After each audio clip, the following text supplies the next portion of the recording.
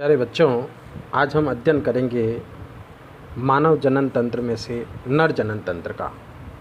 आपको ज्ञात है मनुष्य यूनिसेक्सुअल या एक लिंगी होता है, अर्थात उनमें लैंगिक द्विरूपता पाई जाती है। हम आकारिकी आधार पर, बाह्य आकारिकी के आधार पर आसानी से नर और मादा को पहचान सकते हैं। इन्हीं को लैंगिक द्विरूपता, सेक्सुअल डाइमॉर्फिज्म कहते हैं। मनुष्य जरायुज अर्थात विविपेरस है, जिसका अर्थ होता है कि ये अपने समान शिशु उत्पन्न करते हैं। इसका शिशु का विकास मादा के गर्भाशय में होता है और निश्चित समय अवधि के बाद शिशु के रूप में जन्म होता है। नर और मादा में पाए जाने वाले जनद अंग नर में वृषण और अंडाशय मादा में स्थित होता है।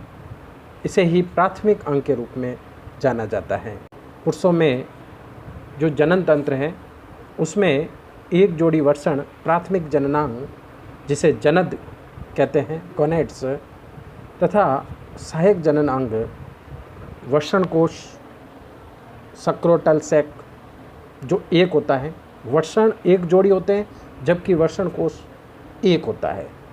दोनों वृषण इसी एक वृषण कोश या सक्रोटल में स्थित होते हैं। दूसरा होता है अधिवृषण, एपिडिडाइमिस। ये अत्यधिक पतली कुंडलित नलिका है जो वृषण के अग्र और पक्ष भाग को ढके रहते हैं।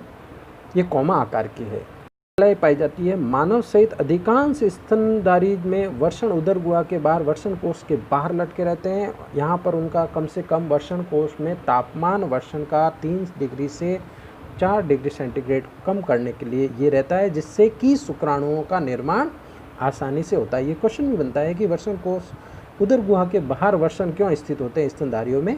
तो उसका कारण है कि वहाँ पर उसका तापमान जो शरीर का सामान्य तापमान है 37.5 डिग्री सेंटीग्रेड या 98.4 फ़ारेनहाइट, उससे थोड़ा कम तापमान चाहिए जिससे शुक्राणुओं का निर्माण हो सकता है। सर्दियों में ये ऊपर खिंच जाते हैं और गर्मियों में लटक जाते हैं। और ये सारा तापमान कम करने पर और सिकुड़ना और अंदर खींचना, ये डॉर्टोस पेशी और क्रीमिस्टर पेशी का कार्य होता है, जो आसानी से संकुचित होती है। तो ये सर्दियों में ऊपर खिंच जाते हैं और जब गर्मियाँ आती हैं तो लचीले होकर त्वचा को लचीले करके ढीला छोड़ देते हैं। हम सबसे पहले अध्ययन करते हैं वृषण का। वृषण एक जोड़ी गुलाबी और अंडाकार उदर गुहा के बाहर स्थित होते हैं। ये एक थैलीनुमा संरचना में स्थित होते हैं जिसे वृषण कोश कहते हैं। वृषण कोश की दीवार अत्यधिक लचीली, पतली और रोम युक्त होती है। ये अरेखित पेशियों का स्तर होता है। यहाँ पर एक विशेष पेशी पाई जाती है जिसे डॉर्टोस पेशी कहते हैं। ये अच्छा क्वेश्चन है, क्वेश्चन भी आता है। ये क्रीमेस्टर मसल्स भी पाई जाती है। उदर गुहा के में एक वृषण नाल द्वारा जुड़े रहते हैं। वृषण की संरचना देखिए तो वृषण 4 से 5 सेंटीमीटर मोटा और 2.5 सेंटीमीटर लंबाई में लगभग 10 से 15 ग्राम भार वाली संरचना है। उसके ऊपर 2 आवरण होते हैं जिन्हें वृषण खोल या टेस्टिकुलर कैप्सूल्स कहते हैं।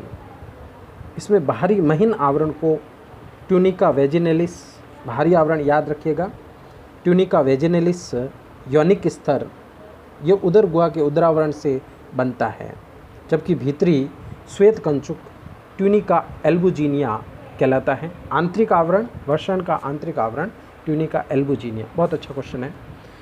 श्वेत तंतु में संयोजी उत्तक का बना होता है। ये स्तर स्थान स्थान पर वृषण में धंसकर जो ट्यूनिका एल्बुजिनिया है वो अंदर वृषण में अलग अलग जगह पर धंस जाता है और वृषण पट्टियाँ सेप्टुला टेस्टिस का निर्माण करता है। ये वृषण पट्टियाँ उत्तकों में लगभग 200 से 400 शंकु आकार के पिंडक बनाती हैं। इन शंकु आकार के पिंडकों में 2 या 3, प्रत्येक पिंडक में कुंडलित शुक्रजनक नलिकाएं, बहुत अच्छा क्वेश्चन है, सेमिनिफेरस ट्यूब्स कहलाती है।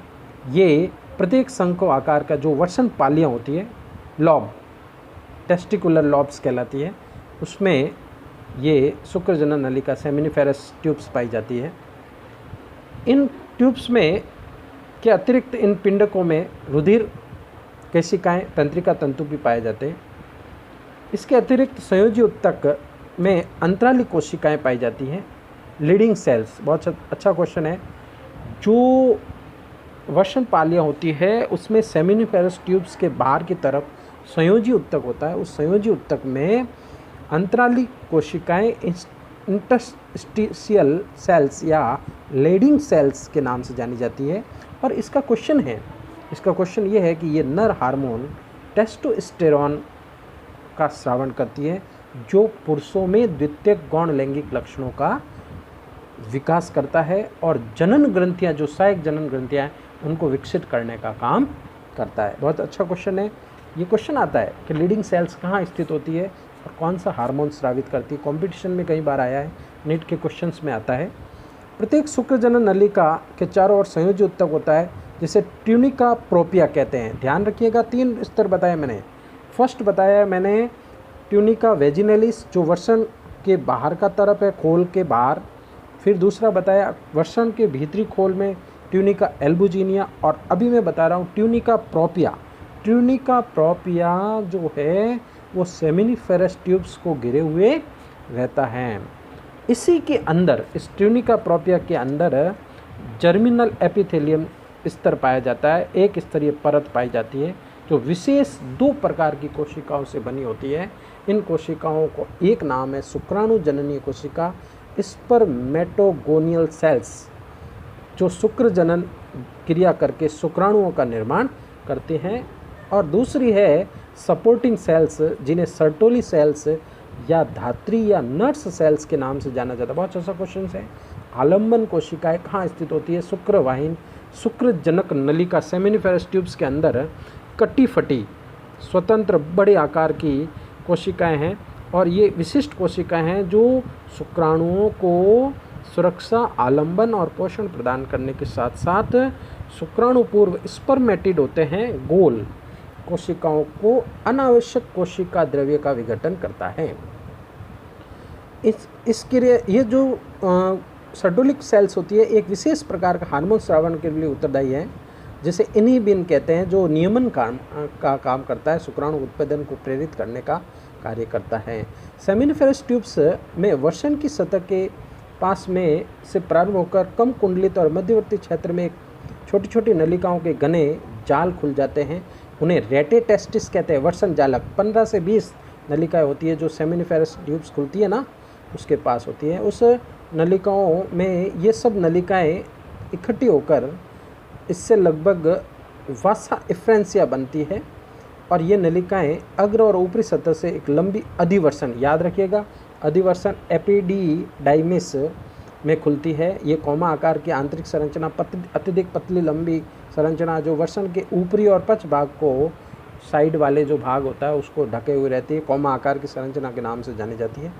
ये उसमें पक्षमा भी उपकल शुक्रवाहिनियाँ यहाँ से अधिवर्षण से निकलती है, ये भी एक जोड़ी है शुक्रवाहिनियाँ, वास डेफरेंस। फिर आता है शिशन। ग्रंथियों में नर जनन ग्रंथियाँ 2 प्रकार की हैं।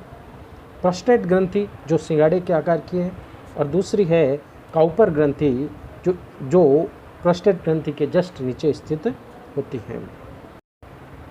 रसकलन वाहिनियों के अंत में मूत्रमार्ग होता है। मूत्रमार्ग जो होता है जिसे यूरेथ्रा कहते हैं, मूत्रमार्ग में रसकलन वाहिनी से मूत्रजनन नलिका या मूत्रमार्ग ये 20 सेंटीमीटर लंबी नली के रूप में होता है, जो शिशन शिखर भाग मूत्रजनन छिद्र द्वारा बाहर खुलता है। फिर दूसरा भाग होता है जिसे प्रोस्टेटिक मूत्रमार्ग, इसका प्रारंभिक भाग होता है 2 से 3 सेंटीमीटर। मूत्रमार्ग जो है कॉमन भाग है, वीर्य और मूत्र दोनों त्यागने का। नर जननांग अच्छी विशेषता है कि इसका कॉमन भाग है, मतलब मूत्र जनन का दोनों का कार्य ये मूत्रमार्ग यूरेथ्रा करता है। दूसरा है झिल्ली, ये मूत्रमार्ग जो 1 सेंटीमीटर भाग होता है, जो प्रोस्टेट ग्रंथि के पास में स्थित होता है, और इसी में से शिशन प्रवेश करता है। फिर है कैवर्नस भाग या शिशनीय भाग, ये पेनाइल भाग कहलाता है। ये मूत्रमार्ग का अंतिम और शिखर भाग है।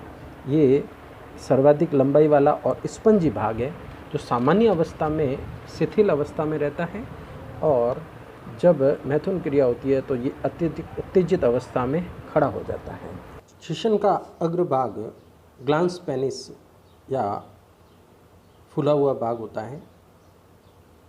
उसके ऊपर एक त्वचा होती है जो पूरे शिशन को ढके रहते हैं और मूत्र मार्ग को ढके हुए रहता है।